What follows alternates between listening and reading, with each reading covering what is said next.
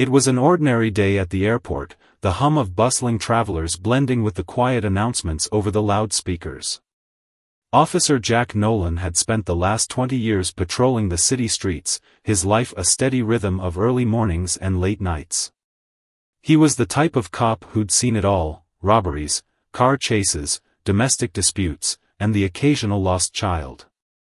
Nothing really surprised him anymore, and he certainly wasn't in the mood for drama today. He was heading home after his usual shift, just trying to get through the long hours of the day and catch his flight. It was a typical Tuesday. Across the terminal, Marcus Bryant, a mid-level corporate consultant, stood in line for a coffee. He had just wrapped up a long business trip and was looking forward to getting home. He was tired, his back ached from sitting in meetings all day, and he couldn't wait to just relax.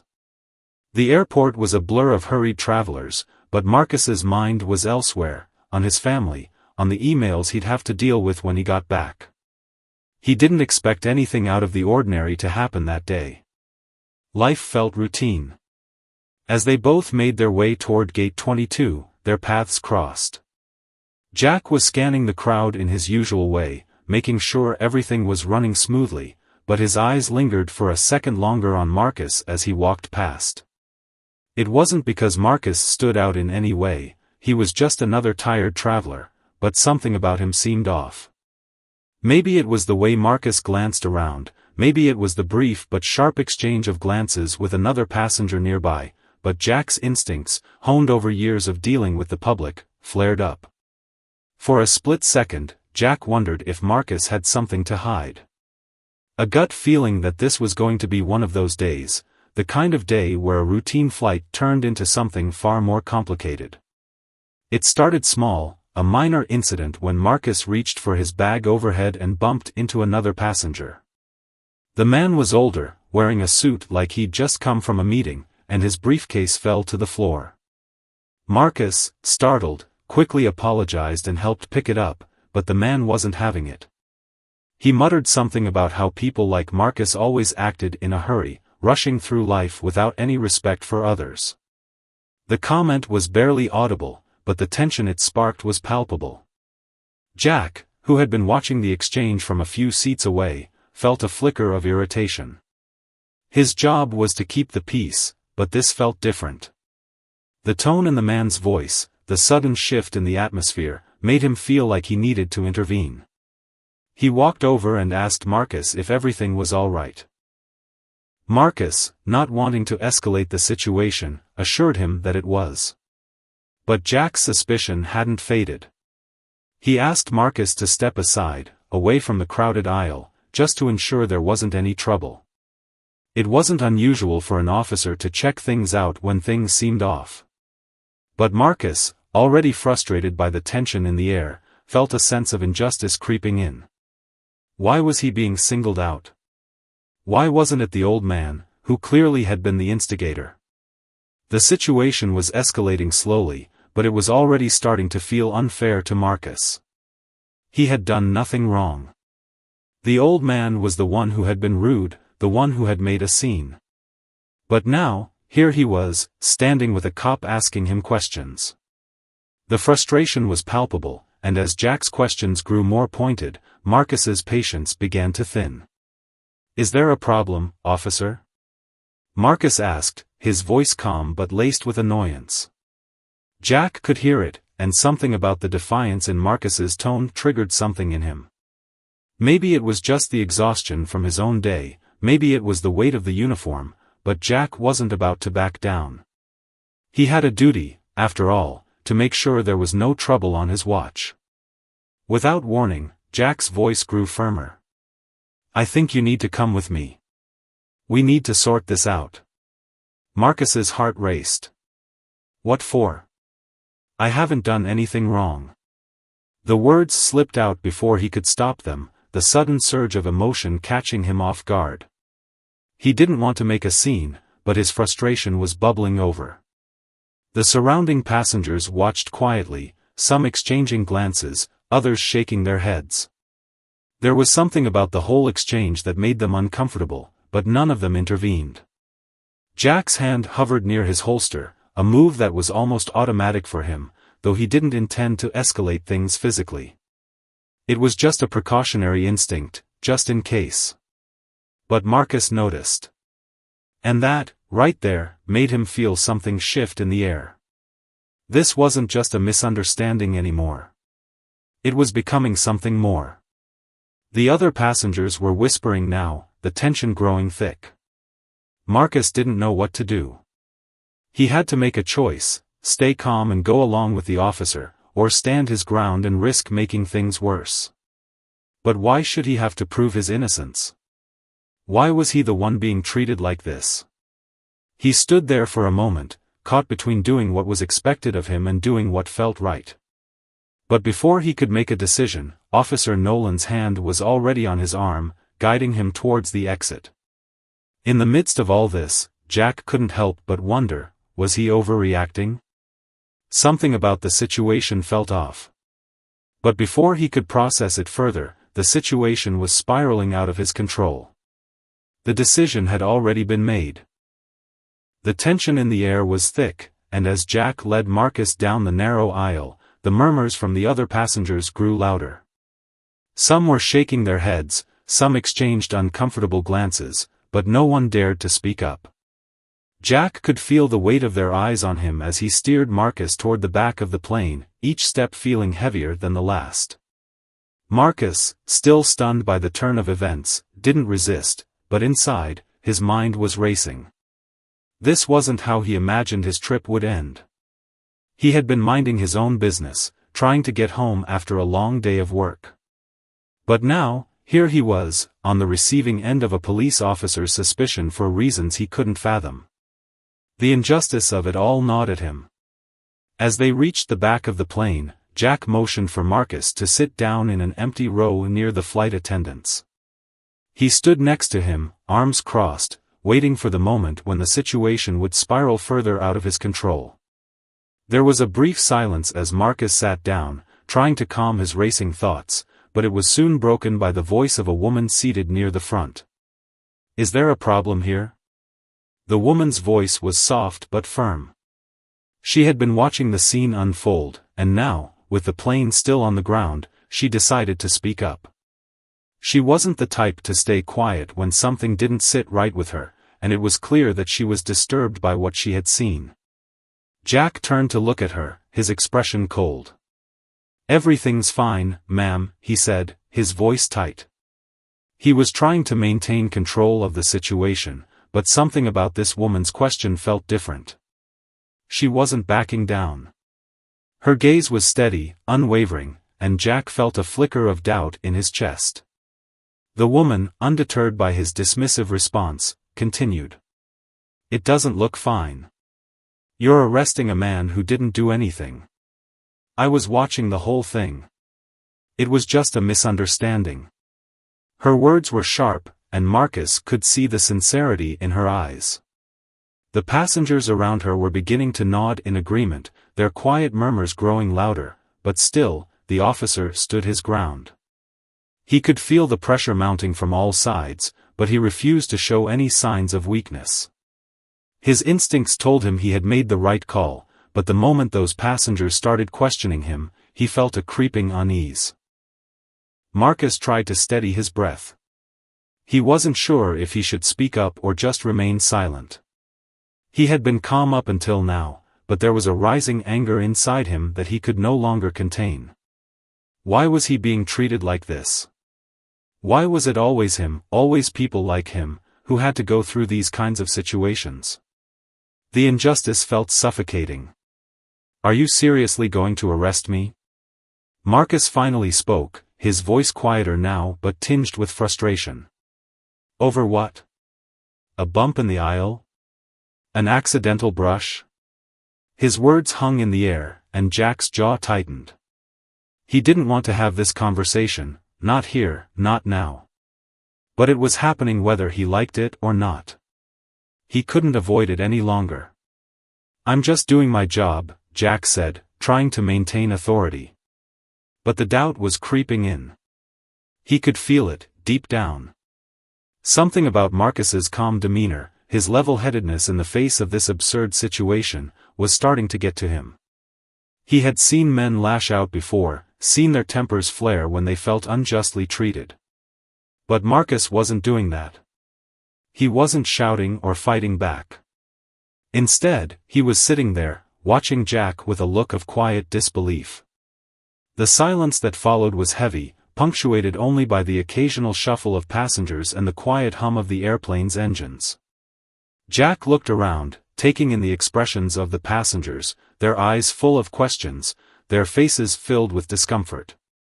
And then, out of the corner of his eye, he saw something that made his stomach churn, a pair of young men at the front of the cabin, one of them holding up his phone, recording the entire interaction.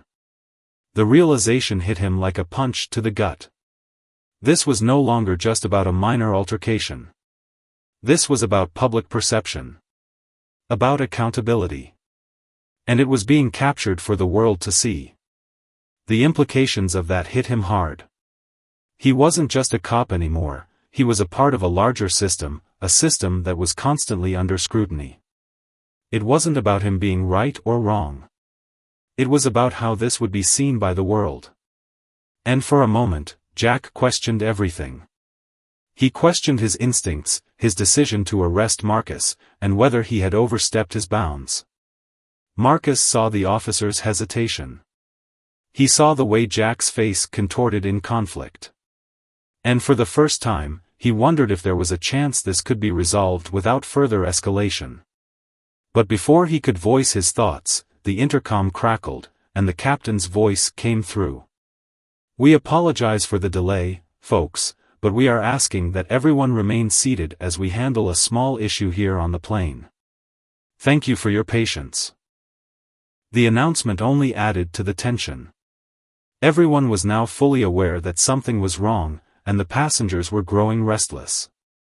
The woman who had spoken out earlier shifted in her seat and spoke again, her voice now firmer. "You need to let him go. This isn't right." Jack looked around at the faces of the people watching him, the pressure of their judgment weighing heavily on his shoulders. He had always prided himself on being the kind of officer who kept control of every situation. But today, he couldn't shake the feeling that something had gone terribly wrong. His confidence was slipping, replaced by a gnawing sense of doubt. And then, just as the silence seemed unbearable, Marcus stood up. The decision had been made. His patience had run dry. He wasn't going to sit back and let this injustice unfold. His voice was steady but firm as he addressed the officer. "You know what? I'm not going anywhere until you explain to me why I'm being treated like this. I'm a paying passenger. I have every right to be here. And you have no reason to arrest me."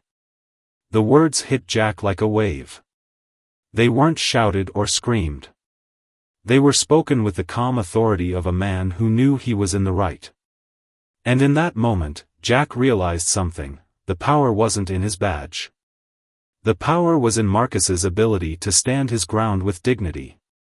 And that, more than anything, made Jack question everything he thought he knew about his role in this moment. As the plane sat in silence, with the whole cabin holding its breath, Jack's resolve began to crumble. What had started as a simple misunderstanding was quickly becoming a larger reflection of something bigger. He had to make a decision now, and it wasn't just about the arrest anymore. It was about his own understanding of what it meant to protect and serve. The weight of the moment hung heavy in the cabin, and for a few seconds, Jack didn't know how to respond. Marcus's words echoed in his mind, stripping away the protective layers of justification he had built up. He had always seen himself as someone who followed the rules, someone who kept order. But now, in the face of Marcus's unwavering calm, those rules felt inadequate, hollow. He looked at Marcus, standing there with a quiet dignity, and suddenly, for the first time that day, Jack wondered if he had made a grave mistake. For a long moment, neither of them spoke. The murmurs from the other passengers had quieted, replaced by an uncomfortable silence. Jack's eyes flicked to the door, imagining the possibility of just walking away from the situation, of somehow diffusing the tension without further escalation. But he knew he couldn't just ignore what had happened. He was a cop. This was his duty. Or at least, that's what he told himself. But as the seconds passed, his mind was pulled in a different direction. There was a feeling gnawing at him, a sense that this wasn't just about the situation at hand. This was about something much bigger. It was as though the room had closed in around him, and the weight of every decision he'd ever made was suddenly bearing down on him. He had never truly questioned his actions before, not like this. His confidence had always come from knowing he was in control, knowing he had the authority. But now, standing here with Marcus, with the passengers staring, he couldn't help but question everything he had believed. Marcus, still standing, looked at Jack with steady eyes. He wasn't trying to provoke, wasn't trying to escalate things. All he wanted was an explanation. But Jack's mind was racing, and the more he thought about it, the more his doubts swirled. Was he doing this because Marcus had genuinely done something wrong, or was it because of some deep-seated prejudice he hadn't even realized was there? His thoughts shifted quickly, piecing together all the signs he had ignored earlier, the way Marcus had been the one singled out, the way he had reacted so differently from the other passengers. And that gut feeling that had gnawed at him from the beginning started to feel more like guilt than intuition. "Sit down, Marcus," Jack said, his voice quieter than before. The words felt heavy on his tongue. I need a minute." He wasn't sure if it was the right thing to say, but it was all he could manage. He could feel his grip on the situation slipping, and it terrified him. This wasn't how it was supposed to go. He was supposed to handle things with authority, resolve the issue with ease. But this wasn't a textbook situation. It wasn't just an altercation between a passenger and a cop. This was a reckoning, and it was happening in real time. Marcus stayed standing for a moment, weighing his options. He wasn't sure if sitting down was a concession, a sign that he was accepting what was happening to him, or if it would show weakness. But the reality of the situation settled in, and he realized that there was no winning this battle with force or anger. There was only the truth. He wasn't going to let Jack's assumptions, or anyone else's, define his actions. Slowly, he sat back down, never breaking eye contact with the officer. The cabin was quiet, but the silence felt more like an oppressive weight than anything else. Jack finally took a breath and walked a few paces toward the back of the plane, trying to collect himself. His steps felt heavy, like he was walking through water, and his heart pounded in his chest. The thought of the phone recording everything made his skin crawl, but it also forced him to confront the reality of the situation. He wasn't just a police officer in a uniform anymore. He was a man, a flawed man, facing a moment where his actions would be judged by the world. And then it hit him, like a slap across the face. It wasn't just Marcus who was watching. It was everyone. The passengers, the bystanders, the entire system. He was the one who had to answer for his actions, and suddenly, Jack understood the gravity of the situation in a way he hadn't before. This wasn't just an arrest. It was a statement. A statement about who was trusted, who was seen as a threat, and why. It was about power, privilege, and the harsh realities that had been ingrained into every facet of society. And now, Jack was a part of that system, a system he had never fully questioned until now. Marcus, watching the officer pace at the back of the plane, felt a deep sense of frustration. His mind was a whirlwind of thoughts. He wasn't some criminal. He had never been in trouble with the law. All he had wanted was to go home. But here he was, the focus of something much larger than himself. He wasn't sure what made him more angry, the situation itself, or the realization that this wasn't the first time something like this had happened. He had heard stories, seen the news, and yet, now he was living it. He had been the one singled out. He had been the one judged by the color of his skin, the way he carried himself, the way others saw him. And for what? Jack returned to Marcus's side, his eyes tired, his shoulders sagging as if the weight of the world was bearing down on him. He looked at Marcus, and for the first time, Jack didn't see a suspect. He saw a man, a person who was caught in the crossfire of a much larger issue. "Listen," Jack said, his voice barely a whisper. "I've been a cop for 20 years. I've seen a lot, and I've made my share of mistakes. But I didn't want to make this one." He paused, searching Marcus's face for any sign of judgment, any sign that he was just waiting for an apology. But Marcus didn't give him that. Instead, there was a quiet acceptance, like Marcus knew that this moment wasn't about him anymore. It was about something bigger, something deeper. "I don't know if I can undo what's happened," Jack continued, his voice cracking slightly. "But I'm sorry. For what it's worth, I'm sorry." Marcus nodded, not sure how to respond. The apology was unexpected, raw, and it hit him harder than he thought it would. But the apology, no matter how sincere, didn't change the reality of the situation. It didn't change the years of systemic injustice that had led to this moment. It didn't change the fact that Jack's actions, however regretful, had consequences that would ripple through the rest of their lives. And just like that, in the silence of the plane, the weight of that truth settled over them both. The world outside the airplane window was oblivious to the moment of reckoning happening inside, but it was one they would both carry with them for a long time to come. As the minutes stretched into what felt like hours, the tension in the cabin only deepened. Jack and Marcus stood in a strange, shared silence, the weight of their respective experiences pressing down on them. Passengers, still watching but unsure of how to respond, exchanged glances, some uneasy, others trying to reassure themselves that things would soon return to normal. But for Jack and Marcus, normalcy was gone. In that moment, they were both trapped in a conversation that wasn't just about this single incident, it was about everything that had led up to it, everything that had been ignored, and everything that would change from here on out. The air around them seemed to crackle with the potential for change, but also the fear of it. Jack had never felt so exposed, so vulnerable. He was a cop, and yet he wasn't sure if he could ever look at his badge the same way again. The uniform had been a shield for so long, but now, standing there with Marcus, the fabric of that shield felt thin, fragile. "I should have known better," Jack muttered under his breath. He wasn't sure if Marcus heard him, but he wasn't looking for a response anyway.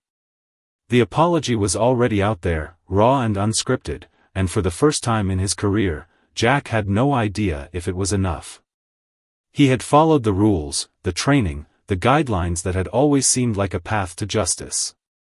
But now, those rules felt empty. They didn't account for the real-world complexities, the lived experiences of people like Marcus, or the societal forces that had shaped both of their lives in ways Jack had never fully acknowledged. Marcus, for his part, stood still, his mind a whirlwind of conflicting thoughts. The apology was unexpected, but it didn't erase the frustration, the confusion, the years of having to live in a world that treated him differently simply because of the color of his skin. He had been calm, collected, not because he was acquiescing to the situation, but because he knew that getting upset wouldn't change a thing. In the end, it was the system that would have to change. It wasn't just about this encounter. It wasn't just about this flight. It was about everything. The way things were, the way things had always been. And as much as Marcus wanted to feel validated by Jack's apology, he knew it wasn't enough. It couldn't be. But even still, there was a part of him that wondered, as he looked at the officer, if this moment could be the beginning of something. Maybe not for him personally, but for others who were still caught in the same trap, the same cycle of systemic injustice. It was a fleeting thought, a glimmer of hope in a dark reality. Jack took a deep breath, the weight of the moment settling on his shoulders. His mind was spinning, but his instincts, the ones that had always guided him as a police officer, seemed distant. He wasn't sure what to do next. Should he let Marcus go? Should he follow through with the arrest, despite the doubt gnawing at him? Was this just a moment of weakness, or had he truly made a mistake that would change everything? The door to the cockpit opened with a soft whoosh, and a flight attendant emerged, her face a mask of calm professionalism. "Everything okay back here?" she asked, her tone neutral but carrying the weight of the question. Jack turned toward her, his expression weary, and then glanced at Marcus. He wasn't sure if it was the right time to make a decision, but something told him that this moment needed to end, one way or another. He needed to act, before the pressure of the situation consumed him entirely. We're working on it," Jack said, his voice uncertain. The attendant nodded, though she didn't leave immediately. She stood there for a moment, reading the room, trying to gauge the tension. She could see that the situation was far from resolved. "If you need help," she offered, "just let me know." Her voice was calm, but there was something in it, a subtle indication that she, too, could feel the undercurrent of unease. She knew that this wasn't just an isolated event. Something was happening, something bigger than a single altercation. And for just a brief moment, she and Jack locked eyes. It was as if they both understood that whatever was happening in this small section of the plane was part of a much larger story, one that had been unfolding for years, maybe even decades. After the flight attendant left, Jack turned to Marcus once again. The guilt was now undeniable, settling like a stone in his chest. "I don't want to keep you here any longer," Jack said, his voice rough. He wasn't sure if it was a moment of surrender or clarity, but as the words left his lips, he knew they were the right ones. Marcus didn't hesitate. "Thank you," he said, his voice flat but genuine. There was no bitterness, no triumph, just a quiet acknowledgement that the situation was, in some way, over. The tension that had been building since they first stepped onto the plane seemed to dissipate in the span of a few words, but the aftermath lingered. Jack stood there for a moment longer, unsure of what to do next. He had let Marcus go, but the truth of the moment hadn't left him. It would never leave him. The repercussions of his actions would stretch far beyond this flight, far beyond this one encounter. Marcus stood up and began to walk back toward his seat, the other passengers slowly resuming their own activities, their whispered conversations a soft hum in the background. As he passed by, some people gave him sympathetic glances, while others avoided eye contact altogether. Marcus didn't care. He had learned long ago that their comfort wasn't his responsibility. But as he reached his seat, he felt a strange sense of release. He had made it through this moment, but he knew the journey was far from over. There was so much more to be done. Jack, standing in the same spot, watched Marcus disappear into the crowd. For a brief, fleeting second, he thought about joining the others in their seats, pretending that everything would go back to normal. But he knew that wasn't possible. This moment had changed him, and it was a change that would echo through every action he took from here on out. The realization hit him then: the system wasn't something that could be fixed with apologies or quick fixes. It was something that needed to be torn down and rebuilt. It was something that required real, lasting change. And for the first time in his life, Jack wondered if he was capable of being part of that change. When the plane finally began to taxi toward the runway, the hum of the engines filled the cabin. It was a sound that used to be comforting, a reminder that things were moving forward. But now, as Jack sat back down in his seat, strapping himself in, the noise felt distant, hollow. The journey ahead seemed uncertain. The rest of the flight would pass in a blur of quiet conversations and shifting glances. But for Jack, it was the silence that mattered. The silence in his mind, where the weight of his decision sat like an anchor, and where he would have to confront the deeper truth: the battle for justice wasn't over. It had just begun. As the plane cruised high above the clouds, the steady hum of the engines was the only sound that filled the cabin, but for Jack, the noise in his head was deafening. It felt like the plane had become a metaphor for his life, moving forward but stuck in turbulence, unable to escape the storm of thoughts that clouded his mind. The faces of the passengers, their lives unfolding in front of him, seemed like distant images, almost surreal in their normalcy. They talked amongst themselves, some even laughing softly, as if everything had returned to what it was before. But for Jack, nothing would ever be the same. He couldn't escape the weight of the decisions he had made, nor could he shake the image of Marcus, calm and collected, standing before him, unwavering in his dignity. There was something about the way Marcus had carried himself throughout the ordeal that made Jack question everything he had ever known. It wasn't just the way Marcus had handled the situation, it was the quiet resolve that had been in his eyes, the subtle defiance against a system that had already made up its mind about him before he even spoke a word. Jack thought about the way he had approached the situation, how his instincts had been so quick to assume the worst, to act in ways that had been conditioned into him over the years. His training had taught him how to handle disorder, how to confront the supposed threat. But none of that had prepared him for a moment like this. He wasn't just a cop anymore. He was a man who had to reckon with the deeper implications of his actions. The more he thought about it, the more he realized just how ingrained the biases were, not just in the system, but in him. The arrest had been the result of his own assumptions, the influence of years of conditioning that had told him to trust certain narratives, to see some people as threats simply because of their appearance, their background, their race. It was a painful truth to face, one that made him sick to his stomach. But he couldn't ignore it anymore. He needed to confront it. At that moment, Jack realized he could never go back to the way things were. This wasn't just a mistake, it was a turning point in his life. He had seen the consequences of his own actions, the ripple effect that had spread beyond the plane and into something much bigger. He couldn't unsee Marcus's face, calm but full of knowing.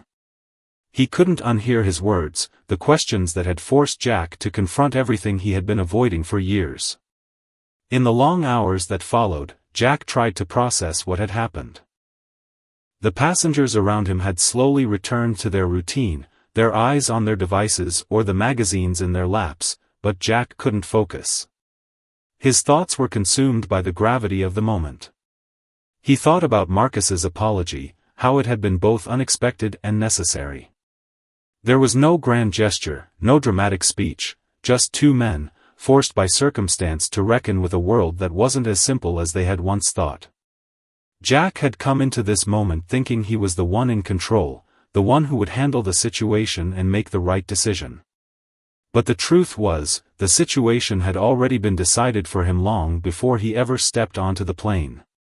It had been shaped by years of systemic inequality, by a history of actions that had already defined how people like Marcus would be treated.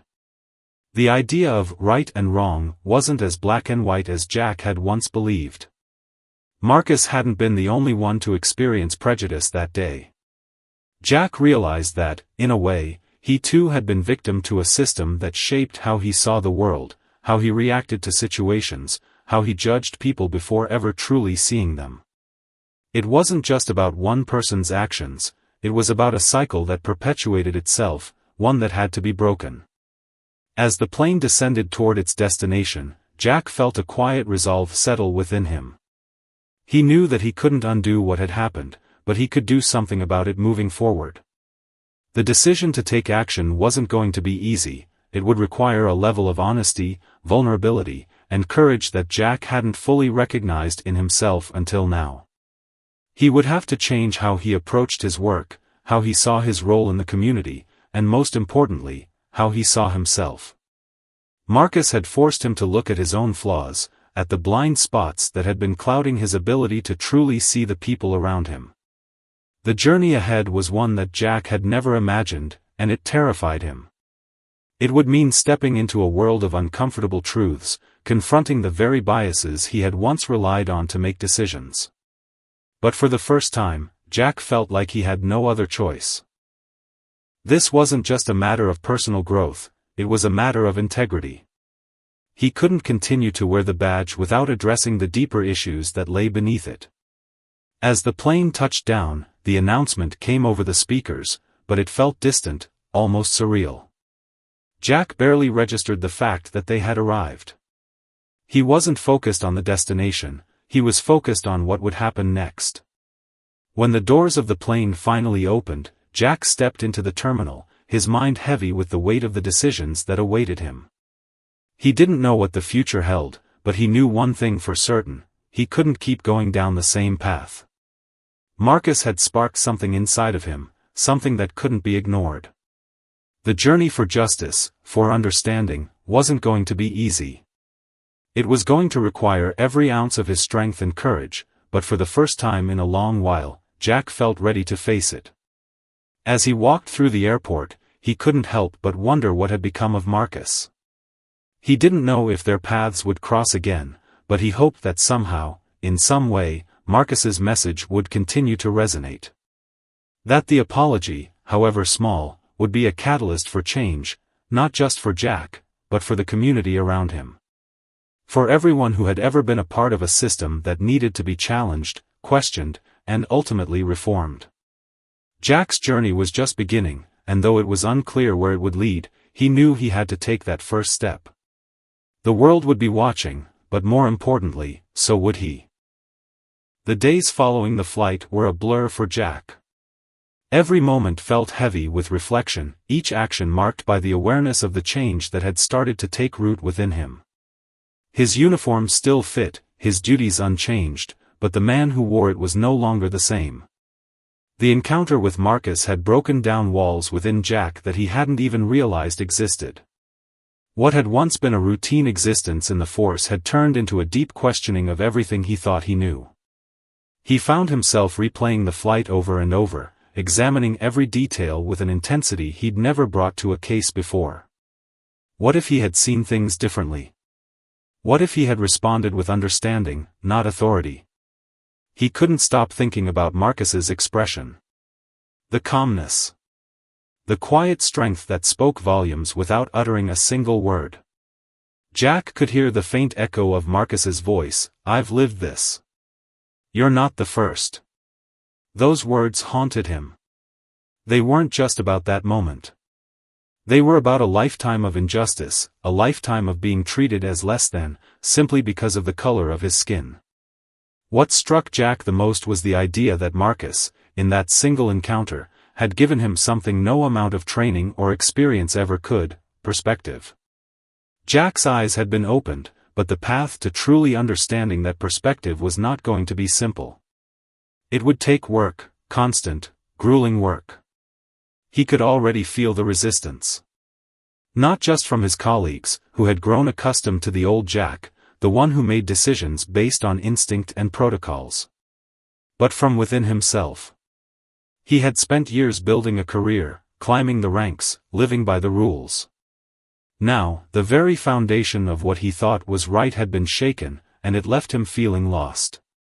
Yet despite the disorientation, he knew he couldn't go back to pretending everything was fine. That's when he started seeking out conversations. Conversations with people who, like Marcus, had experienced what he could only begin to understand. At first, it was difficult. Many people in his circle didn't understand what was happening to him. They saw a cop who was suddenly questioning everything, who was challenging the very authority he had once upheld without question. Some of his peers dismissed him as weak or naive, but Jack didn't care. The desire to truly understand, to make amends, outweighed everything else. He spoke to his colleagues in the force, some of them defensive, others indifferent, but he didn't stop. He reached out to people in the community, the ones who had suffered under the weight of injustice for years. Slowly, the truth began to surface. Stories of discrimination, of being watched too closely, of being judged without cause, stories that had been ignored for so long, even by him. Each conversation added weight to the realization that this wasn't just about one incident. This was about an entire history of systemic issues that had gone unchallenged, unquestioned for far too long. His mind felt overwhelmed, but he also felt a growing responsibility. He couldn't simply turn a blind eye anymore. The more he learned, the more he realized how much he didn't know.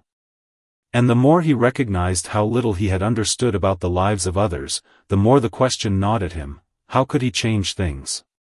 How could he be part of the solution instead of perpetuating the problem? Jack began to take tangible steps. He sought out training on bias, on how to handle situations with more empathy and understanding. He read books written by people who had lived the stories he had only begun to understand. He started attending community meetings, sitting in on discussions about race, inequality, and justice. It wasn't enough, not by a long shot, but it was a start. One morning, months after the incident, Jack sat in a meeting at the police station, listening to a community leader speak. The leader's words struck him deeply. "We cannot expect change without action," she said. "And action requires us to listen, truly listen. Not just hear what we want to hear, but to hear the pain, the frustration, and the hope of the people who have been unheard for far too long." It was like a switch had been flipped in Jack's mind. He realized that his role wasn't just to enforce the law, it was to protect people, to ensure that justice wasn't just a word, but a reality. And protecting people meant listening, truly listening, to their stories. Over the following weeks, Jack began to change his approach. When he encountered someone in his duties who seemed agitated or confrontational, he no longer assumed the worst. He took a step back, assessed the situation with more patience, and engaged in conversation instead of instantly reaching for authority. It wasn't always easy, and it wasn't always well received, but it was a start. His colleagues started to notice. Some were skeptical, even resentful, but others began to see the value in Jack's approach. Slowly, the shift began. The biggest challenge wasn't changing his behavior, it was changing the culture within the department, challenging years of ingrained habits and assumptions. He knew it would take time, but he was determined.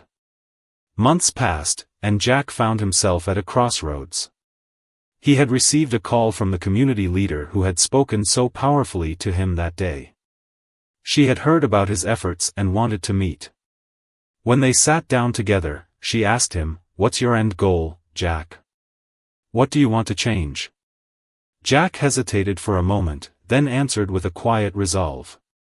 "I want to be part of a system that sees people for who they truly are, not for what we assume them to be. I want to make sure no one else has to go through what Marcus went through, and I want to make sure that when I look at someone, I see them as a person, not a problem." The leader nodded, as if she had been waiting for that answer. "Then you're already on the right path. But it's not going to be easy. It's going to take every ounce of courage you have, and you'll be met with resistance. But if you stay true to this, Jack, you can make a difference." Her words resonated deeply within him. He knew the road ahead would be challenging, but for the first time, he didn't feel like he was walking it alone. Marcus's face flashed in his mind, and Jack knew that whatever happened from here on out, he would carry the lessons from that flight with him. He would never forget the moment when his world tilted, when he realized that change wasn't just about doing better in the moment, it was about a lifelong commitment to growth, to understanding, and to a future where justice wasn't something you hoped for, but something you lived.